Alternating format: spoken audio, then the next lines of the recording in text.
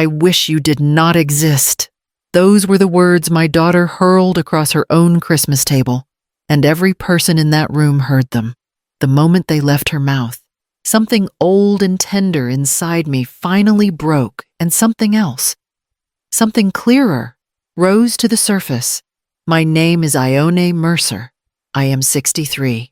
3 hours earlier, I had been driving toward Portland with a tin of ginger cookies on the passenger seat, telling myself this year might be different.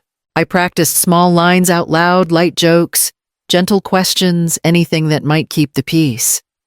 Hope is stubborn, even when it hurts to carry.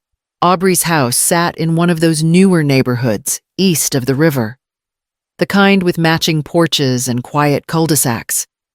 When I walked in, her in-laws were already there, chatting in warm, confident tones. They looked polished, sure of their place in the world. I greeted them, but my words barely landed before the conversation curved around me again. I felt like a guest who had wandered into the wrong party. Aubrey kissed my cheek without really looking at me. Mom, next time text before you come in. I was still setting the table. I apologized, though I was not sure for what, and followed her to the dining room. The table glittered with tall candles and plates she must have spent a fortune on. My casserole, still warm from the drive, suddenly felt like an intrusion. During dinner, the slights came softly, almost politely. Oh, Mom, that is not how you pronounce it. Mom. Maybe let Nolan finish his point. Mom, we do things a little differently now. Each correction slid over me like cold water. I kept smiling.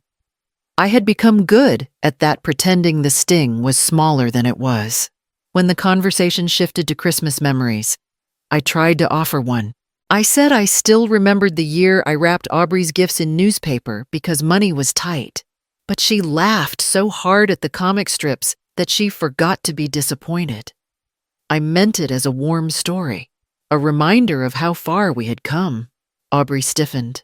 Her husband's family looked at her, waiting for her reaction. Why would you bring that up? She said quietly, her voice sharp at the edges. You always make us sound pathetic. I opened my mouth to explain, but she cut me off. Something in her snapped fear, pride, shame. I will never know. I wish you did not exist. The room fell perfectly still. Her children froze. Her in-laws blinked. Even the song playing from the kitchen seemed to lose its sound.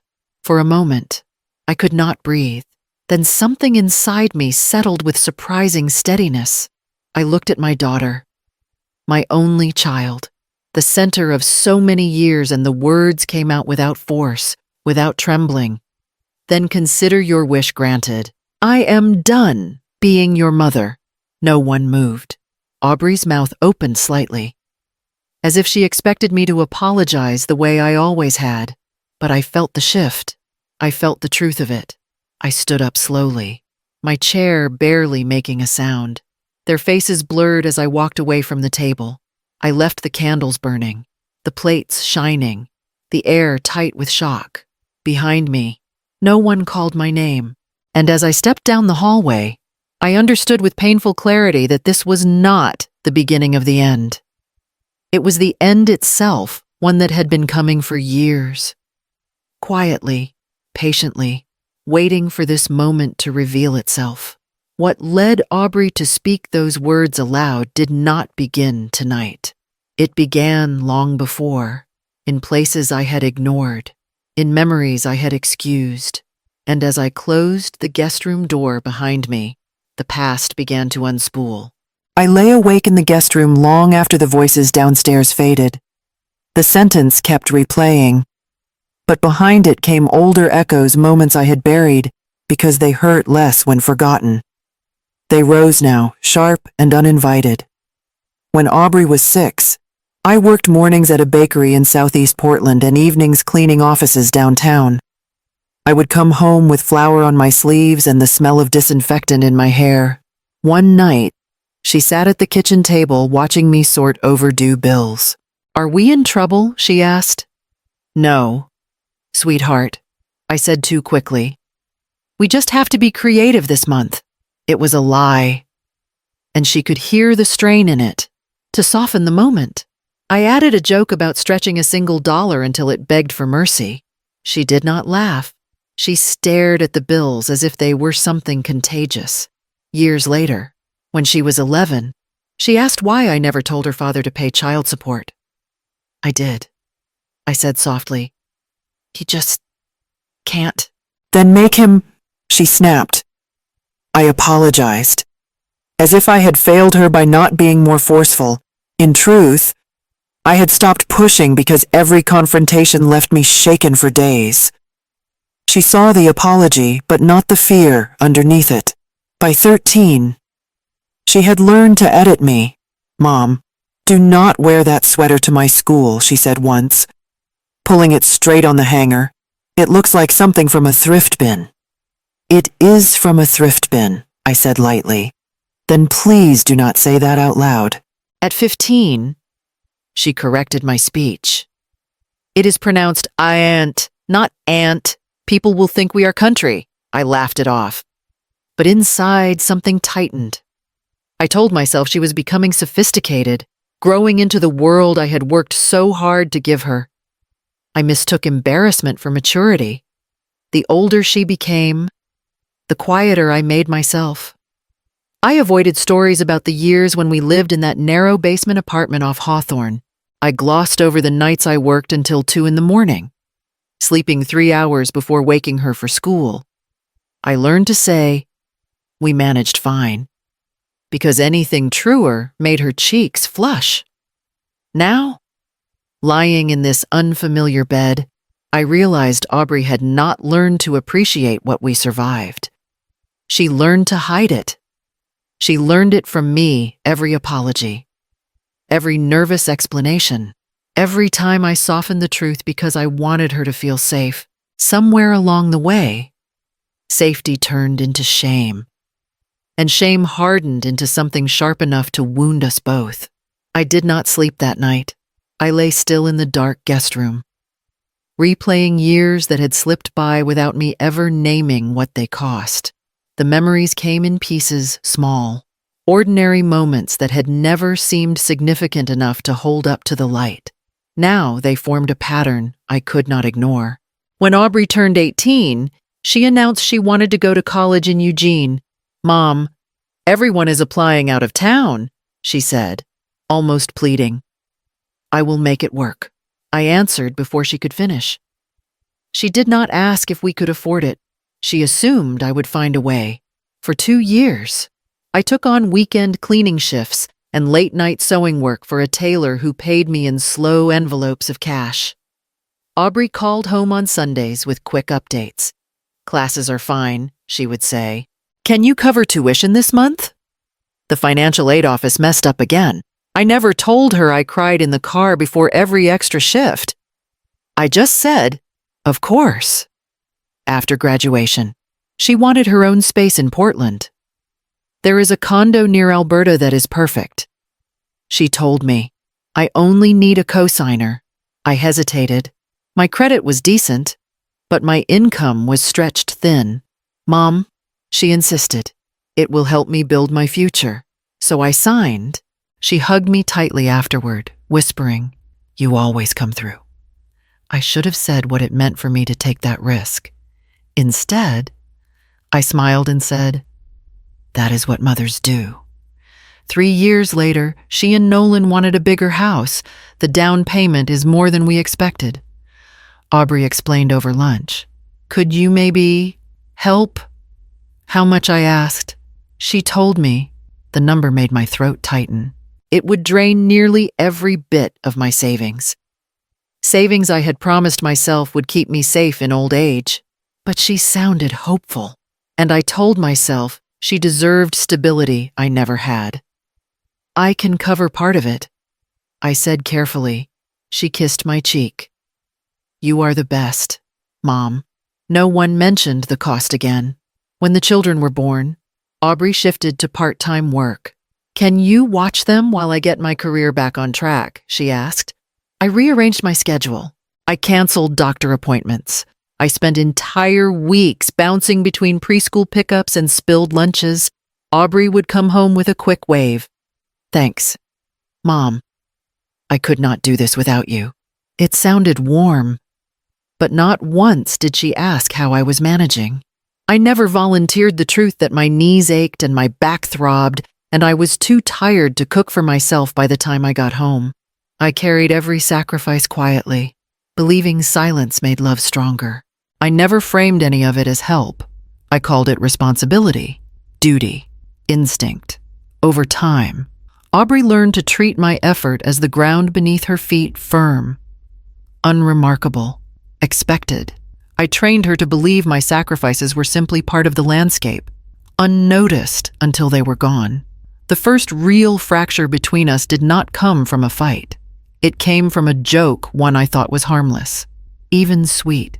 It happened during a neighborhood barbecue at Aubrey and Nolan's old condo complex, long before the bigger house, long before the distance hardened. I remember standing near the grill, holding a paper plate while a few of their neighbors introduced themselves. A man in a denim apron asked Aubrey, "So you grew up here in Portland too?" Aubrey gave a careful smile. "Yes, mostly in Northeast. My mom raised me on her own. She did a great job," someone added. "You turned out amazing." I laughed lightly. Amazing is one word for it. There were nights we split a single can of soup and pretended it was fancy French cuisine. Aubrey would swirl it like we were in Paris. The small group chuckled. It was a warm sound, gentle, easy. But Aubrey stiffened beside me. The laughter did not touch her face. "Mom," she said sharply. "Why would you say that?" I blinked. "Say what?" "It was just a story." She excused us from the group and pulled me aside, her jaw tight. "Do you understand how that makes us sound? Poor, desperate, like some kind of charity case?" "It was just a memory," I repeated quietly. "A nice one. It is embarrassing." Her voice trembled, not with hurt, but with controlled anger. "You make us sound trashy." The word hit harder than she knew. I felt myself shrink, searching for the right response. "I am sorry," I whispered. "I did not mean to upset you." She exhaled sharply, as if my apology only deepened her frustration. "Just think before you say things like that." "Okay," I nodded. I should have told her she did not get to rewrite our past to make it prettier. I should have said I was not ashamed of the life we survived together.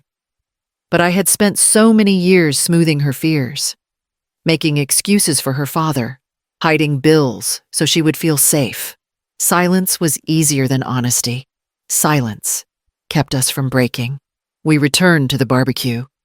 Aubrey rejoined her neighbors with a bright, practiced smile. I stayed on the edge of the circle, hands folded, speaking only when spoken to. She barely looked my way. Invitations changed after that. Fewer barbecues, fewer birthday dinners with Nolan's friends, fewer moments where my voice was welcome.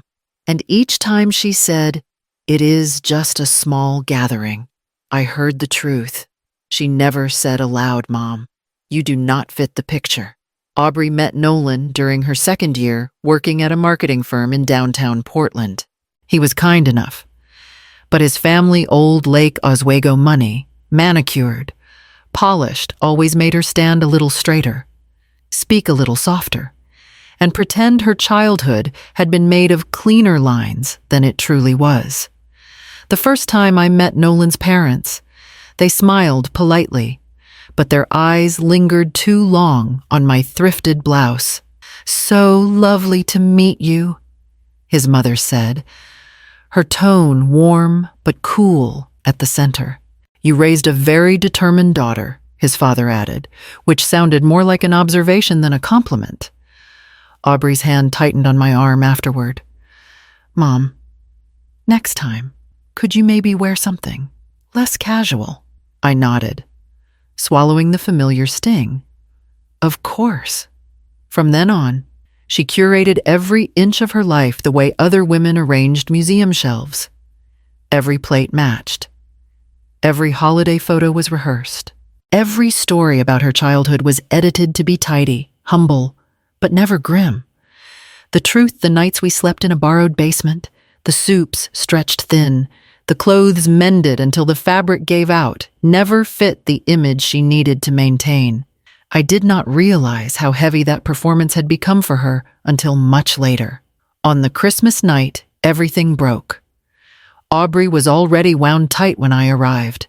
"Mom, you are early," she said. Checking the clock, even though I was only 10 minutes ahead. "I can wait outside if you need."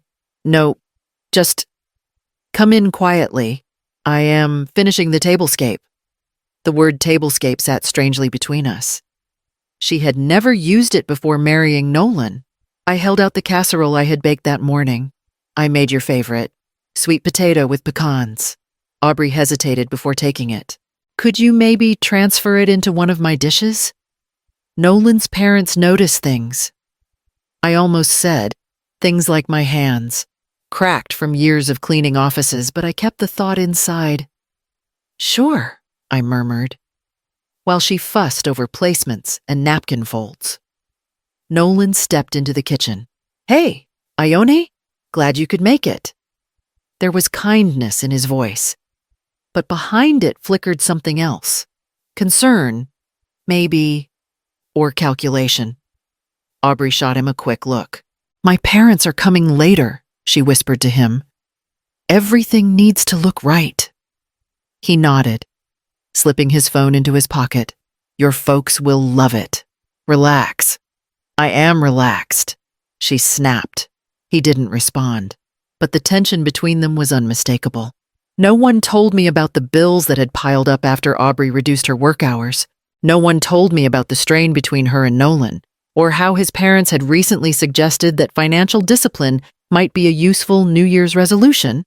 No one told me about the deadline at her job that she had missed last week. I walked into that house carrying only my casserole, believing kindness was enough. Aubrey walked around the house carrying a dozen invisible weights I had not known existed. When she introduced me to Nolan's parents later that evening, her smile tightened by a fraction. "This is my mom," she said. She, helped us when we were starting out." Her mother-in-law nodded. "How generous." Aubrey flinched, barely noticeable. But I saw it, the fear that generosity might be mistaken for neediness, that history might be mistaken for failure. She stood straighter, smoothing her dress as if she could iron out the parts of our past that would not stay flat. And I understood, in the smallest, painful way, that I was not just her mother anymore. I was a crack in the surface she spent years learning how to polish. I closed the guest room door behind me and stood for a moment, waiting for the sound of footsteps, Aubrey rushing after me, Nolan calling my name, anyone acknowledging what had just happened. Nothing came, only the soft hum of conversation, starting up again downstairs, as if a small storm had passed and everyone was relieved to move on. I sat on the edge of the bed, hands trembling in my lap. Shock arrives in waves, first disbelief, then heat, then a cold that settles so deeply you feel hollow. I waited for tears, for anger, for anything familiar. Instead, my breathing steadied. A strange calm spread through me, thin at first, then sharper, clearer, from below. I heard Daniel Nolan's father say lightly, "Let's not let one awkward moment ruin dinner." Aubrey's voice followed, clipped and controlled. "She takes things too personally. She always has." Someone murmured agreement. Knives scraped plates. Glasses clinked. Christmas continued. I pressed my palm to my forehead, not sure whether to laugh or break. Only one sentence hovered in the air between us now, heavier than any other moment we had survived. "I wish you did not exist." When she said it, she sounded almost relieved, as if she had finally spoken a truth that had been trapped behind her teeth for years. I replayed her face, the flash of anger. Yes, but something else too. Fear. Maybe shame. Desperation for her world to stay neat and curated. A part of me whispered, this was not born tonight. It came from every apology I gave her before she ever asked, from every moment I softened our past to make her feel unburdened, from every silence I offered when she corrected me, edited me, gently erased pieces of where she came from. I leaned back against the headboard and closed my eyes. The calm deepened. It felt like stepping into a new room and realizing the door behind you has locked itself. Terrifying, but also final. The doorknob downstairs clicked. Someone walked by the stairs. A child laughed faintly. Aubrey's voice rose again. Strained, she will be fine. She always is. She just needs space. Not once did she come to check. I exhaled slowly. Space was exactly what she wanted. Not to cool off, not to talk later. She wanted me gone. Gone from her table, her story, her version of who she was allowed to be. For the first time, I considered taking her words at full weight. Not as a wound, not as a threat, as a direction.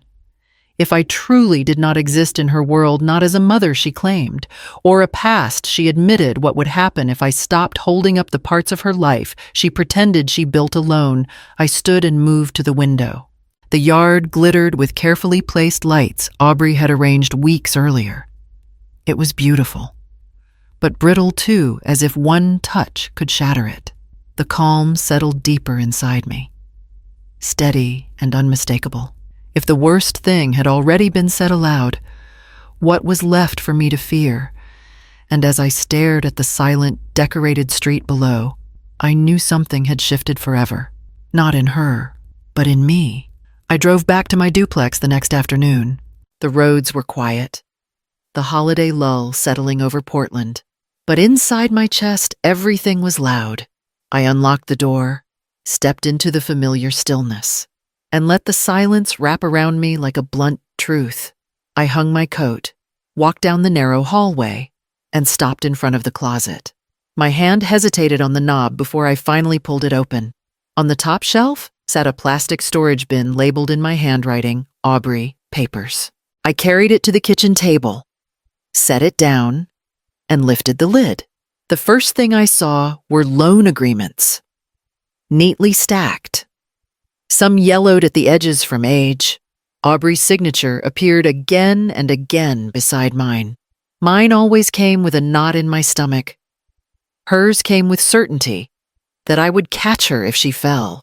Under those papers were bank statements, transfers I had made late at night when Aubrey called crying because an account was overdrawn. I could hear her voice. Even now, Mom, can you just spot me until Friday? I promise I will pay you back. She never did. I never asked. I pulled out another folder and felt my breath hitch. It was the documentation from the year Nolan's credit card debt nearly cost them their mortgage approval. Aubrey had shown up on my doorstep then, cheeks blotchy from crying. They said we cannot close unless someone pays the balance, she whispered. It is not that much. Mom, please. I had looked at the number, more than $3,000, and felt the weight of it settle in my ribs. But Aubrey had been so frightened, and Nolan so ashamed, that I told them to give me the bill. When the mortgage was finally approved, Nolan shook my hand, avoiding my eyes. Aubrey hugged me. You saved us, she said. We never spoke of it again. Now, all these years later, the proof lay spread across my kitchen table, like a map of a life I barely recognized, one where I had been the safety net, the guarantor, the quiet rescuer, while Aubrey climbed into a world where she introduced me only as an afterthought. I opened another envelope. More transfers. Notes in my handwriting reminding myself which bill I could postpone so I could send money to my daughter. One line read, rent late, but Aubrey needs help first. Another groceries tomorrow instead. I stared at the words. My own script, revealing sacrifices I had long forgotten. Not because they were small, but because I had taught myself to forget them. As I laid everything out, a pattern formed undeniable, painful. and strangely grounding. I had not just helped Aubrey. I had held up entire sections of her adult life without ever saying a word. I had carried her crises while pretending they were light as feathers. And yet, she was ashamed of me. Ashamed of the woman who made sure her heat stayed on during college winters. Ashamed of the woman whose credit gave her a home. Ashamed of the woman who covered Nolan's debt so they could qualify for the life they flaunted. I touched the edge of a bank transfer slip. Running my thumb over the faded ink, there was no anger. Not yet. Just a deep, hollow ache. One that felt like discovering I had handed someone my heart for safekeeping, only to find it stuffed in the back of a drawer. In the quiet kitchen, surrounded by the paper trail of decades, I finally saw the truth.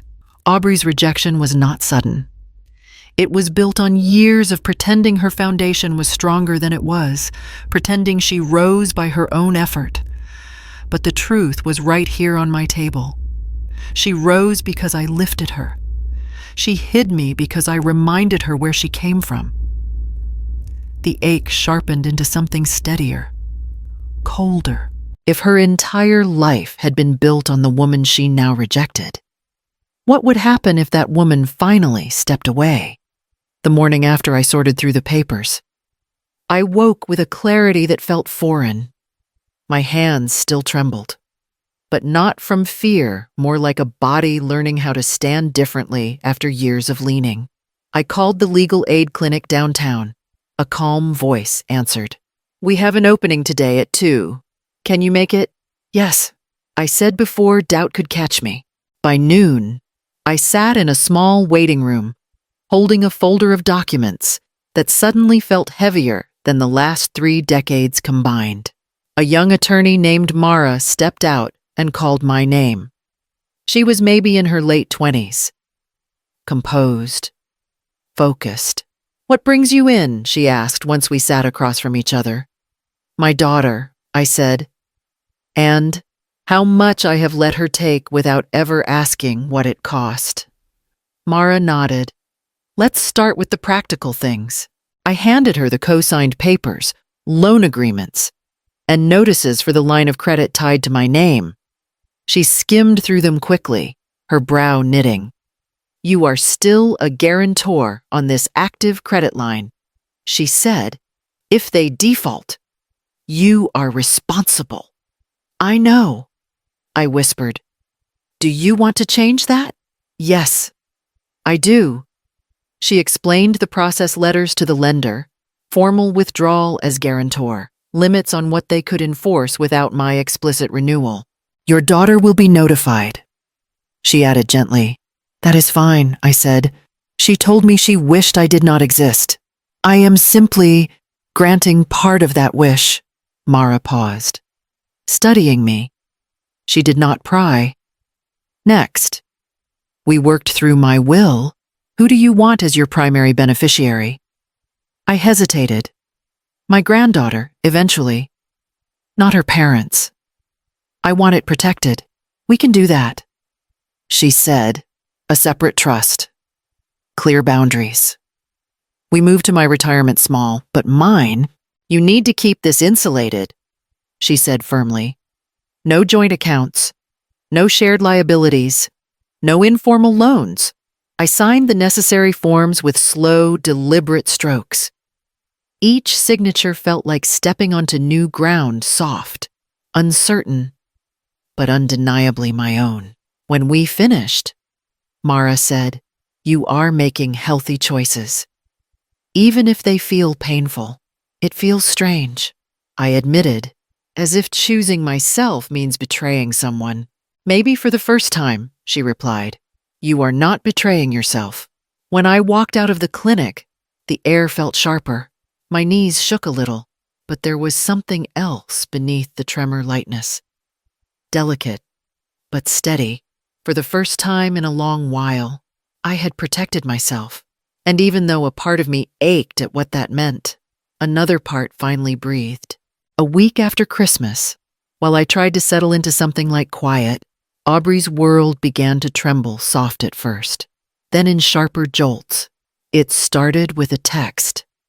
Aubrey, Mom. Did the transfer not go through? The mortgage company sent a notice. I stared at my phone for a long moment before placing it face down on the counter. No explanation, no apology. Just confusion that the money she counted on my money was suddenly gone.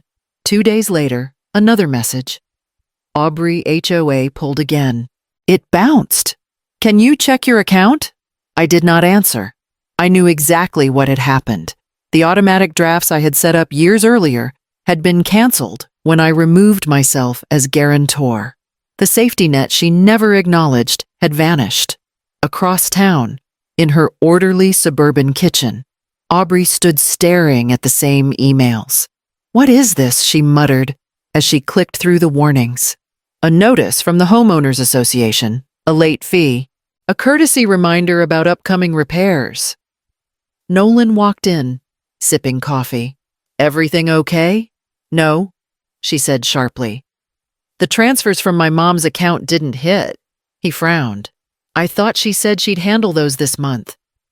She always handles them, Aubrey snapped, then softened her tone. She must have forgotten. Nolan leaned against the counter. Aubrey, what happened on Christmas Eve? You said she got dramatic, but she left in the middle of dinner, and she hasn't called. Aubrey stiffened. It was nothing. It did not look like nothing, he pressed. Your mom has been helping us with the mortgage for years. If that suddenly stops, it is not nothing. Aubrey's eyes flashed. I do not want to get into this. Too late. Nolan said quietly, we need to know what changed. She closed her laptop with a little more force than necessary. She will calm down. She has not contacted you once, he replied. Are you sure she is the one who needs calming? Silence stretched between them. Aubrey rotated her wedding ring. A nervous habit from childhood. She brought something up. A story. It embarrassed me. I said something I shouldn't have. How bad? She hesitated just long enough for the air to thicken. It was not great. Nolan rubbed his jaw. So your mother stopped paying the mortgage because you embarrassed her. She is overreacting, Aubrey insisted. She knows we need that help. He cut her off. Do you hear yourself? Her cheeks flushed. She has always helped. It is part of how things work. For how long, he asked. She did not answer. She did not know the full number. She had never cared enough to ask. That night, after the kids were asleep, Nolan opened the budgeting spreadsheet they rarely looked at. If the transfers stop, he said slowly, we cannot cover everything on our own. We just need to get through a month or two, Aubrey whispered. Unless she's done for good. Aubrey turned away, swallowing hard. She would not do that to us. She has always needed me. But even as she said it, a knot formed in her stomach. Because the truth, one she kept pushing away, had started to show its shape. My absence felt larger than she ever imagined. The ground she thought she built herself was beginning to tilt beneath her feet. A few weeks after Christmas, I stood in the doorway of my aging duplex and realized I no longer wanted to live in a space built around someone else's needs. Every corner held reminders, extra blankets for last-minute babysitting, toys I kept just in case, a drawer dedicated to Aubrey's old paperwork. My life had been arranged around availability, not comfort. I opened my laptop and searched rental listings near the Willamette River. A small apartment popped up, 1 bedroom, clean, quiet. Walking distance to the waterfront trail, I scheduled a viewing for the next morning. The building manager, a soft-spoken man named Lewis, walked me through the unit. It is nothing fancy, he said, but the light is good. And the neighbors are friendly. I stepped inside. The space felt simple and open, untouched by obligations. I will take it, I said. Surprising even myself. Lewis blinked. Do you want time to think? No, I said. Thinking is what kept me somewhere I outgrew. I moved in the following week. I packed lightly clothes, books, my sewing kit. Everything else I donated or gave away. As I placed a small lamp on the nightstand, I picked up an old tray of children's markers I kept for Aubrey's kids. I set it aside for donation. A neighbor from down the hall, an older woman named Ruth, appeared in my doorway holding a small plate of muffins. "Welcome," she said. "We walk by the river every Saturday morning. You should join us." The invitation startled me. I had forgotten what it felt like to be included without being needed. I would like that, I said. On my first Saturday walk, 3 women greeted me warmly. Elaine, who told stories about her late husband, Karina, who wore bright scarves, and Ruth, who kept a steady pace. Fresh air keeps the joints honest. Ruth joked. I laughed more than I expected. No one asked about Aubrey. No one assumed I was available for anything but the moment we were in. One afternoon, while I was returning from the mailroom, a man in the elevator, maybe mid-60s, kind-eyed, smiled. "I am Theodore," he said. "Some of us do trivia nights in the common room. You look like someone who knows odd facts." I smiled back. "I know a few." "Then come tonight," he said. "We need reinforcements." I surprised myself by saying yes. That evening, I joined a table of neighbors shouting out answers about state capitals and classic films. I got 2 questions right. They cheered anyway. Later, walking back to my apartment, I realized something the entire night had belonged to me. No phone vibrating with crisis, no last-minute drives, no quiet resentment born from being taken for granted. My weekends, for the first time in decades, were mine. I stood on my balcony overlooking the dark water of the Willamette, the city lights reflecting in soft, uneven patterns. The breeze brushed my face, cool, steady, unfamiliar. If my life was no longer pulled into Aubrey's orbit, I wondered what new path might finally come into view.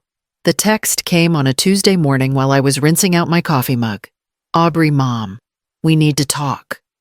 Please, can you meet me?" There was a second message almost immediately. "It is important." I stared at the screen for a long time before answering. Where, she suggested, a coffee shop on East Burnside. One of those places with exposed brick and long communal tables where everyone pretends not to listen to anyone else.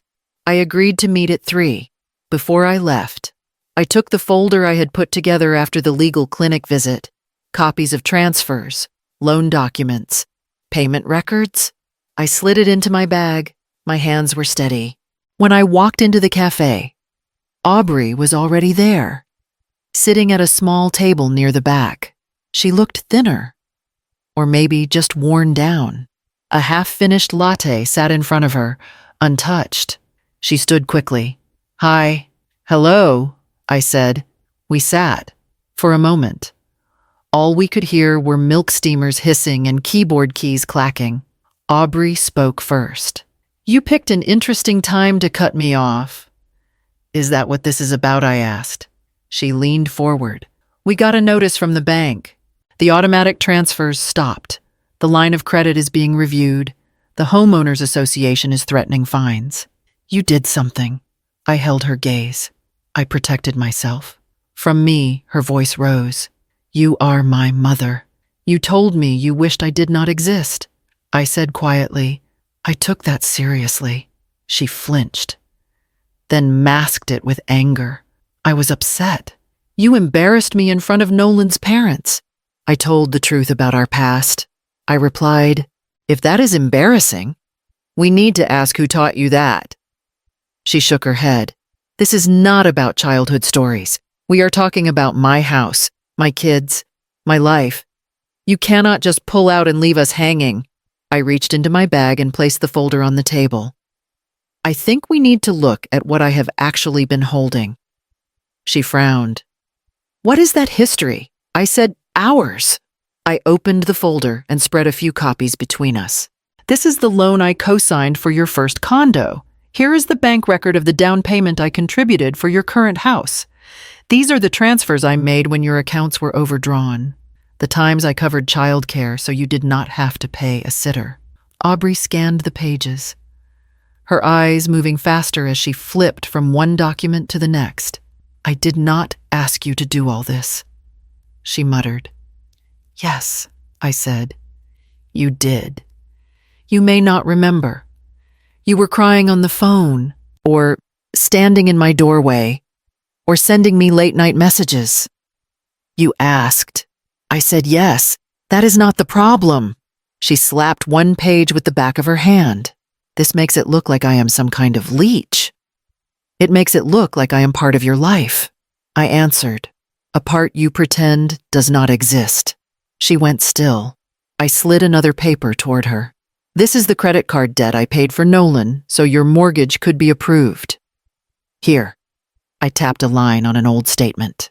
"This is where I postponed my own rent 1 month to help you with preschool tuition." Her eyes widened. "You never told me that." "You never asked," I said. Around us, cups clinked. Someone laughed too loudly at a joke. A barista called out an order. Our corner of the cafe felt sealed off, heavier than the rest of the room. Aubrey's voice dropped. "You are making me sound like a monster.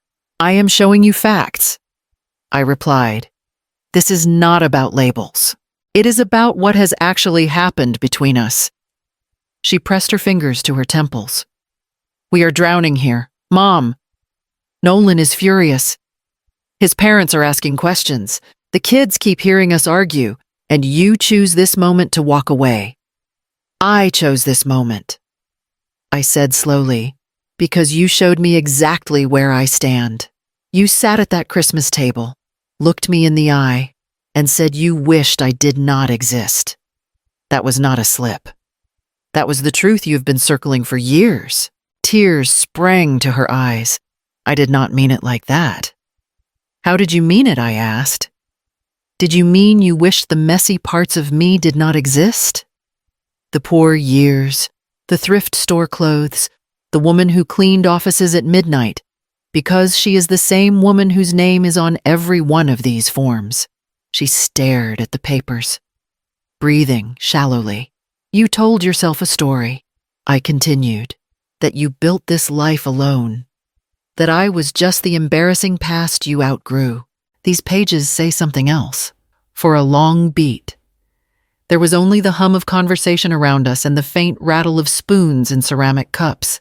"Finally," Aubrey whispered, "so what now? You just leave, you watch us lose everything." "I am not punishing you," I said. "I am stepping out of the part of your life where I was never allowed to be seen anyway.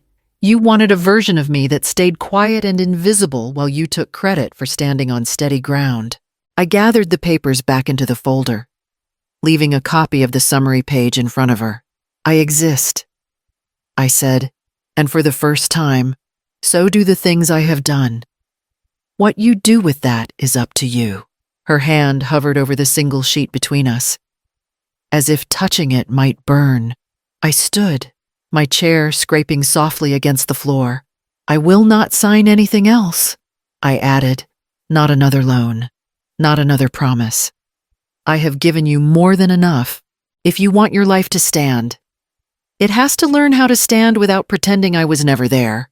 I walked toward the door, the sounds of the cafe swelling and then fading behind me, leaving my daughter alone with a cup of cold coffee and a story she could no longer tell the same way.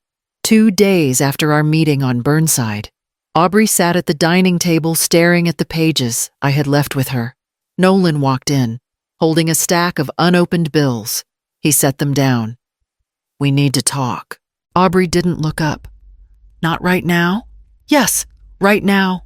He pulled out a chair across from her. "Your mom said some things that night, and now these bills are piling up. I need to know what she showed you."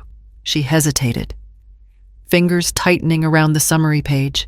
"It's complicated." "Then simplify it." His voice was firm. Not unkind, just tired.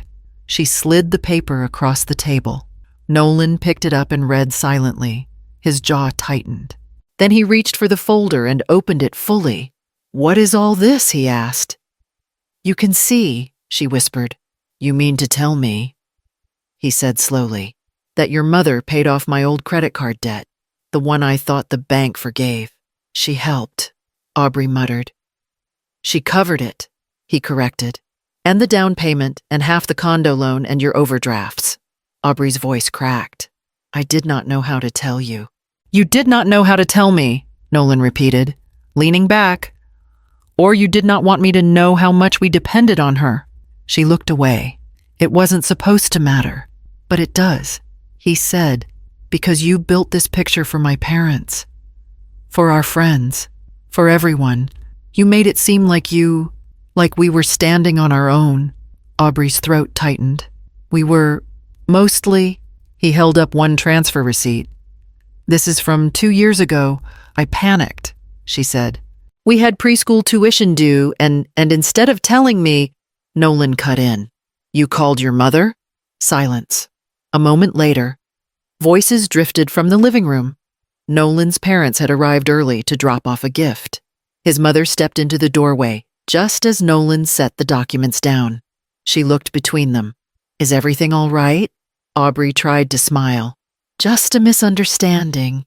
Nolan's father picked up one page before she could stop him. A pause. A quiet exhale. I see, he murmured. His wife's voice softened. Aubrey, you never mentioned any of this. Heat rushed to Aubrey's face. It wasn't necessary. But their expressions had already changed, not openly judgmental. Just adjusted, cooler, sharper, as if they were recalibrating who she was, where she came from, and how much of her life had been propped up by the woman she treated like an inconvenience. After they left, Nolan sat down again. I am not angry that your mother helped us, he said. I am angry that you hid it. Aubrey's eyes filled. I just wanted us to look strong. He shook his head. Strength is not built on pretending. She pressed her palms to her forehead, breath unsteady, her perfect life carefully polished. Tightly managed had begun to show fractures, and every crack pointed back to the truth she had tried hardest to bury. I was folding laundry on a quiet Thursday afternoon when someone knocked on my apartment door.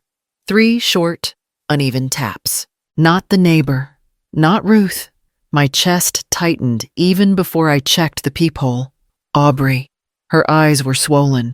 She looked smaller somehow, like the air had been pressed out of her. I opened the door halfway. Hi, she said. Hello. She glanced past me, taking in the little apartment she had never seen. Can I come in? I hesitated, then stepped back. For a little while, she walked in slowly, her gaze tracing the second-hand bookshelf, the tiny kitchen table, the plant by the window.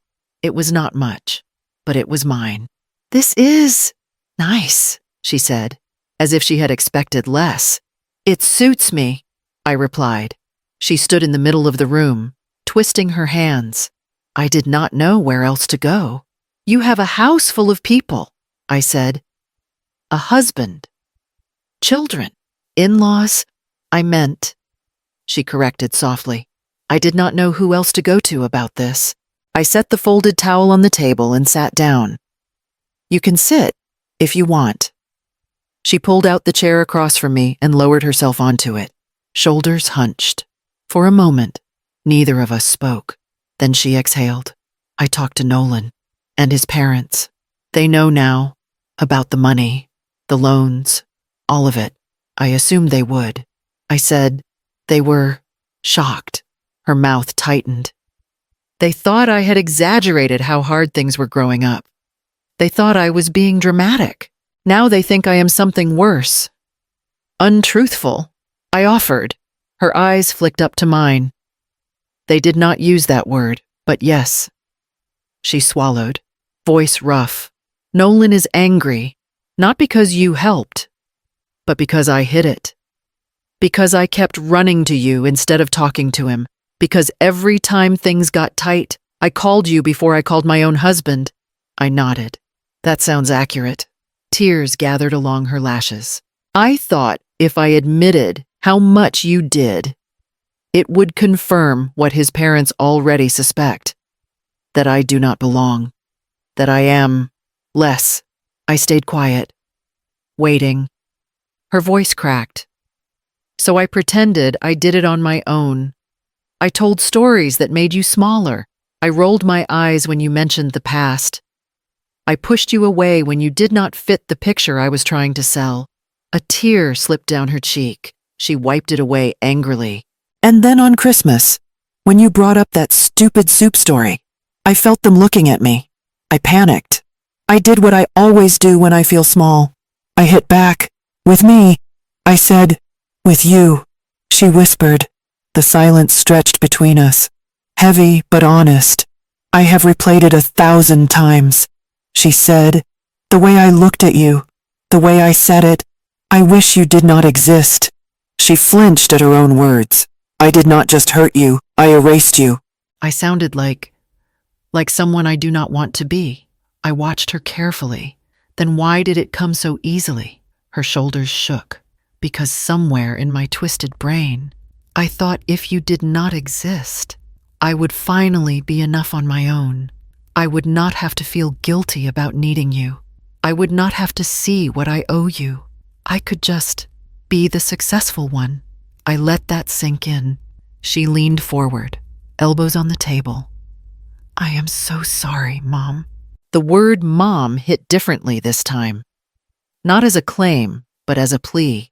I am sorry that I used you as a safety net and then pretended you were not part of the picture. I am sorry that I made you feel like you were a problem to hide. I am sorry I said I wished you did not exist. I have never meant anything less in my life. Her voice broke completely then, and she covered her face with her hands. I let her cry. For once. I did not rush to soothe. When her breathing finally slowed, I spoke. I believe you, I said. I believe that you are sorry. She looked up in surprise. You do? Yes, you are not good at faking vulnerability, I said gently. You are very good at performance. This is not performance. She let out a shaky laugh that turned into another tear. I forgive you for what you said, I continued. I forgive you for the stories you told that made me smaller. I forgive you for not seeing the weight I was carrying. A visible relief passed over her face, then quickly twisted into fear. So, does that mean? It means I forgive you, I said. It does not mean we go back to how things were. Confusion flickered. I do not understand. I am not stepping back into the role I had. I explained. I will not sign for your loans. I will not cover your emergencies. I will not rearrange my life every time your world shakes. Her lips parted. But we are barely holding on as it is. I know. I said, I was the one holding you. I cannot do it anymore. So what? You just watch us fall. There was heat in her voice now. Fear dressed as anger. I will not watch with pleasure, I said quietly.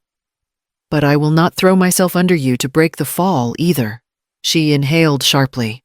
I thought forgiveness meant fixing things. Forgiveness means I am not carrying resentment like a weapon, I replied. Boundaries mean I am not carrying your life on my back. She stared at me, eyes red, searching for the softer mother she was used to, someone who would eventually say, Of course, I will help. Just this once. I did not. I love you, I said. That has never changed. But love without respect almost destroyed me. I am not willing to disappear again, even for you. Aubrey's shoulders sagged. I do not know how to do this without you. You will learn, I said. You have a husband. You have resources. You are clever when you allow yourself to be honest. She stood slowly, wiping at her face. Can I still call you? You can call me to talk. I answered, not to rescue. If you call, I want it to be because you want me, not my bank account. Her mouth trembled, but she nodded. I will try. I walked her to the door. For a moment, she hesitated, then reached out and hugged me, awkward at first, then tighter. I love you, She whispered into my shoulder. I know, I said. I love you too. When she pulled away, there was something new in her eyes, pain. Yes, but also a flicker of understanding. She left the apartment quietly, closing the door behind her. I stood in the silence afterward, feeling the weight of what had just shifted between us. I had given her what she asked for and what she never expected at the same time. My forgiveness and my refusal to disappear. In the weeks after our conversation, Aubrey's life reshaped itself in ways she hadn't expected. She didn't call to complain, not about money, not about Nolan, not about exhaustion. When she did reach out, it was brief, human, almost gentle. One evening, she phoned while I was preparing tea. Mom, do you have a minute? Yes. I said, what is going on? I had to redo our entire budget today. I did not realize how much we were depending on help that was not ours. Her voice cracked softly. She cleared her throat. I picked up extra hours at work. Nolan is doing the same. We will manage. I just wanted you to know. There was no request underneath her words. No hidden plea. Just truth. I am glad you are figuring it out, I said. A few days later, she confessed another shift. I had to take the kids to soccer and piano this week, she admitted. Both times I cried in the car afterward. Why? Because you used to do all of that for me, she whispered. And I never said thank you. Not really. I did not respond immediately. She didn't fill the silence. She kept learning. When the heating bill came out too high, she researched energy assistance programs instead of texting me at midnight. When the kids fought over homework, she took a breath and handled it instead of calling me to intervene. When Nolan's parents made their quiet, pointed remarks about responsibility, she did not crumble. She faced it, and the children noticed. One afternoon, her youngest son asked, Mom, why is Grandma not picking us up anymore? Aubrey knelt beside him. Because I was supposed to do that, she said. Grandma helped us for a long time so I could rest. That was not fair to her. The boy blinked. But Grandma likes helping. She does, Aubrey said gently.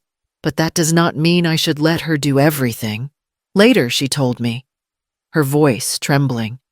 It felt humiliating to say it out loud, but it also felt honest. The kids deserve honesty.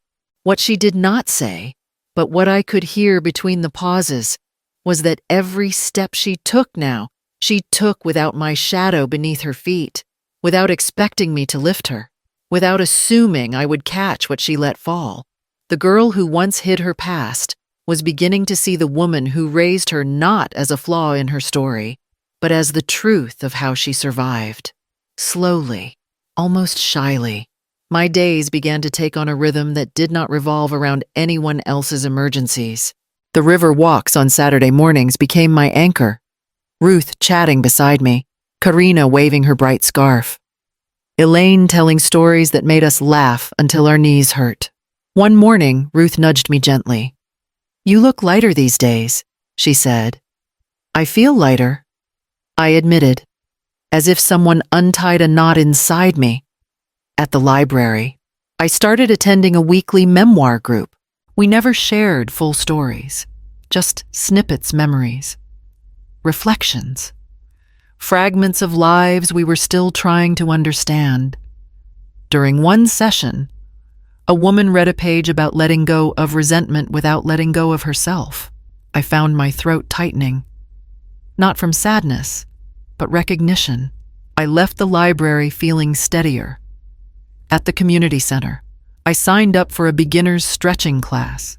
No one cared how flexible I was. No one asked me to stay late or rearrange the room. We moved slowly, laughing when someone wobbled off balance. For the first time in years, I allowed myself to take up space without apologizing for it. One afternoon, I passed a small jewelry stall run by an elderly couple near the waterfront. A delicate silver bracelet caught my eye, thin, understated, engraved with a single word. Still. I ran my fingertip across the engraving. "It is a reminder," the woman said softly, "not to stop, to settle." I bought it without overthinking. For once. The purchase was only for me, at home. I fastened it around my wrist. The metal was cool, but not cold. It rested there as though it belonged. I realized then how often I used to check my phone, waiting for the next crisis. Missed calls from Aubrey. Hurried texts about deadlines. Panicked messages about bills. Now the phone sat quietly on the counter most days. When it buzzed, it was usually Ruth asking if I was joining trivia night, or Theodore sending a joke he found in the newspaper. The absence of crisis did not feel like emptiness. It felt like breathing room. One morning, I made coffee and sat by the window overlooking the river. The water was calm. The sun soft against the ripples. I wrapped my hands around the mug and felt a stillness settle inside me, not loneliness, not longing, just presence. For the first time in decades, nothing was being asked of me. I wondered who I might become in that newly opened space. The year passed quietly, not painless, not simple, but stable in a way I had never known. And that alone felt like a kind of miracle. On Christmas Eve, the apartment building buzzed with small, imperfect joy. Someone burned cookies. Someone's grandchild sprinted past my door. Ruth knocked sharply. "Ione, do not even think about backing out." "I am not," I said, "just breathing." "Well, breathe downstairs. The pie needs your fake approval." We carried my dish-roasted vegetables down to the community room. Tables overflowed with mismatched casseroles and dented crockpots. Theodore fiddled with a speaker. "I have 3 playlists and one labeled Grandkids Experiment. Who wants chaos?" "Not that one." Elaine groaned. My ears are still recovering. We laughed as a slightly off-key carol played. No performances. No judgment, just people being together. Midway through a debate about raisins and stuffing, my phone buzzed. A familiar jolt hit my stomach. I stepped into the hallway and checked the screen. "Aubrey, Merry Christmas. Mom, thank you for everything you did. I am trying to do better." I read it twice. No crisis, no commentary. Just truth squeezed into a few sentences. Ruth peeked out. "Everything all right?" "Yes," my daughter texted. "Good news, Amix," I said, "but more good than last year. That counts." She said, "Your seat is waiting." I typed back slowly, letting the old instinct to rescue her wash through me without acting on it. "Merry Christmas, Aubrey. Thank you for your message. I hope today is kind to you and the kids." I returned to the room. Theodore lifted a plastic cup. "There she is. We thought a fancier party stole you." "This is the fancy party," I said. We ate, told stories with frayed edges, laughed at memories that would have been considered improper in my daughter's living room. And for once, I felt fully present, not performing. Later, Theodore leaned closer. "Do you miss the old kind of Christmas I thought of Aubrey's house, the curated table? The tension behind every polished surface and the words that ended everything. I miss pieces." I said, "Not the whole thing." Another buzz. A photo Aubrey with the kids in pajamas, wrapping paper everywhere. Her eyes red but open. Under it, we watched a movie and made leftover soup. "The kids asked about you. I told them more of the truth this year. They said thank you." I replied, "Tell them I said you are welcome, and that I love them." The night rolled on spilled punch, bad singing, trivia that no one kept score in. Warmth spread through me, steady and calm. I loved my daughter. That would never change. But loving her no longer required losing myself. Tonight, I sat among people who saw me not as a shadow, not as a burden, but simply as Ione, And that was enough. The rain tapped lightly against my window, the familiar Portland rhythm that always sounded like someone thinking aloud. I sat at my small kitchen table, the same table that had become my place for breathing, deciding, rebuilding, and opened a blank sheet of paper, not for a will, not for documents proving what I had carried, just a letter, for me, for some day, maybe for Aubrey. I wrote slowly, letting each word land without rushing. This year taught me that a mother's love is deep, but not without edges. It can stretch, but it cannot be stretched into disappearance. I paused, listening to the soft hum of the radiator. I learned that boundaries are not punishment. They are the shape of a person who finally understands she is allowed to take up space. Voices drifted faintly from the hallway. Neighbors making dinner. A child laughing somewhere down the corridor. Life happening around me. Not through me. For so many years, my days had been defined by someone else's emergencies. This year, they were defined by choices. I continued writing. I love my daughter, and I always will. But my worth was never determined by how much of myself I gave away. I am learning to stay whole and let her find her own footing. A knock sounded on my door, Ruth, asking if I wanted to join a movie night later. I told her I would see how far I got with the letter. She smiled and squeezed my arm before leaving. I returned to the page. There was no dramatic revelation waiting to spill out. No neat resolution tied with a bow. Just truth, the quiet kind that does not shout but settles. I do not need to be needed to exist. I exist because I am here alive, steady, enough. I set the pen down. The letter was not long. It did not have to be. My phone buzzed once beside me, a text from Aubrey. We survived our budgeting meeting today. I made soup again.